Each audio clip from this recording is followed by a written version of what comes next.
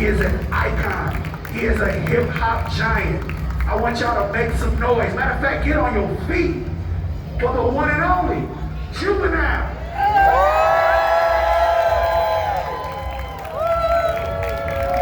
Yes, sir.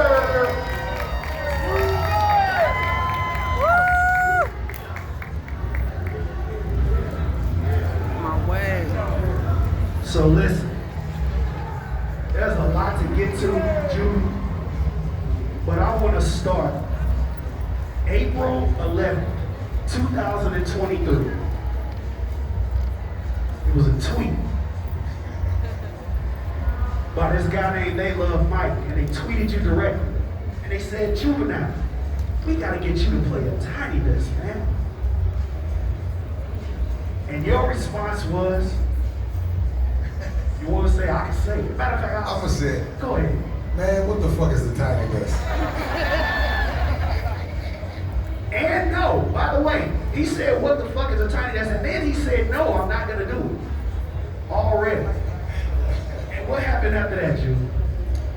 Man, the tiny desk fan base tore me up. They tore me up, they attacked me, they started telling me all kind of stuff like, you know, you're making a big mistake if you don't go on tiny desk. You're not gonna nobody gonna never buy your records no more. I'm not supporting you no more. I was getting all kind of stuff.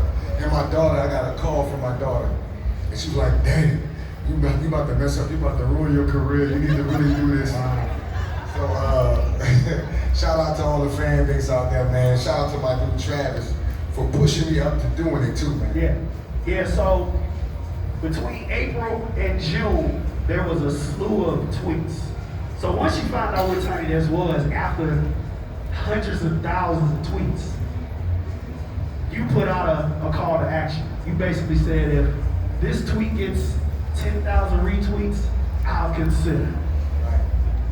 And within less than a day, within hours, I'm gonna say an hour, bro. within an hour, it received 10, 15, 20 retweets, and I got a DM. And you were like, hey, I heard you demanded to make this happen. Yeah. I said, maybe if you want to make it happen. And we got it done. But there was so much that happened in between. There's so many things that make the Tiny Desk, that made that show so special.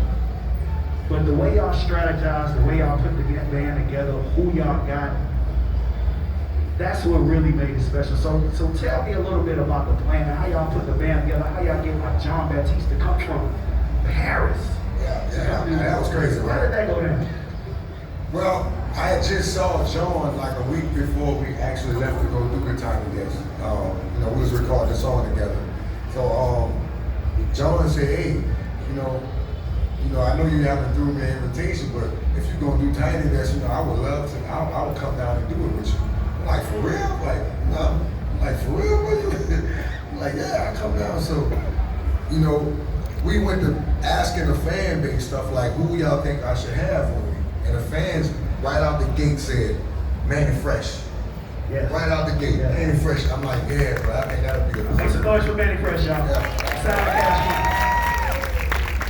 So when they said Manny Fresh, a bell rung in my head, like, you know what? If I'm gonna bring Manny Fresh and we're gonna do this live band thing, right? Let me bring my dude who really does this live band thing all the time, Trombone Shorty. So include Trombone Shorty was like, that was like another no-brainer. And the fact that he came down from New York also to make that happen, that was like one of those, I can't explain it. It was something that week, everything fell in the right place. You know, like they say, something like that, everything has to be right for it to work out. That was just one of the perfect events that happened in my life. And everything is going good with me right now because of that. Everything is going good. It's going good for you. It's going great for us too. But also, you know, you had John. You know, shout out my boy Alvin. Yeah. But y'all came with the Dickie suits, the soldier rags. Like, how many people in here are from New Orleans, y'all? How many people? I asked because I've been to the city a couple times since, and when I bring up your show, the people that was the secret sauce. That was what the first Tiny Desk ever where the star of the show was the city. When you hear it, when you see it, it's a dedication to New Orleans. You know what I mean? Yeah. So I want to lift the veil a little bit. How much rehearsal time did you put into that leading up to when you first got the hustle? We rehearsed at home. My trombone show in the studio. Once again, shout out to him for letting us use his place. We rehearsed maybe 1 or 2 times, but we actually did a real rehearsal when we got there. You saw how it was. Yeah. The rehearsal was kind of like a concert a little bit. Also, we was partying, bro. It was Definitely partying. yeah. But you know, we rehearsed maybe 2 or 3 times, but it's never like actually doing it live. You know, rehearsal is rehearsal. That's really important to know because if you've seen the show, that show to me as a producer was kind of like walking a tightrope because the building was buzzing.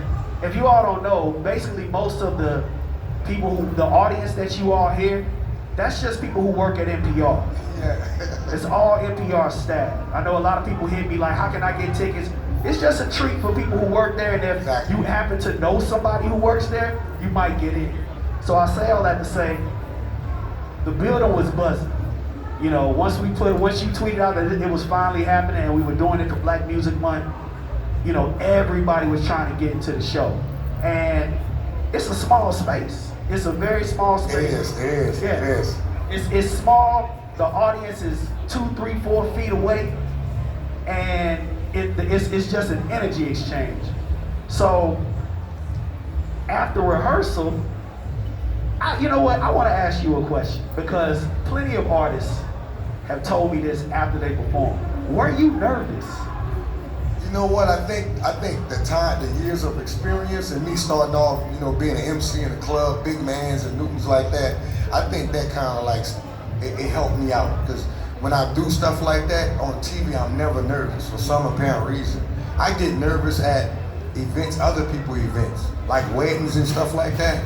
I get nervous at that, but when I'm actually on stage and got a mic, I'm never nervous. I don't.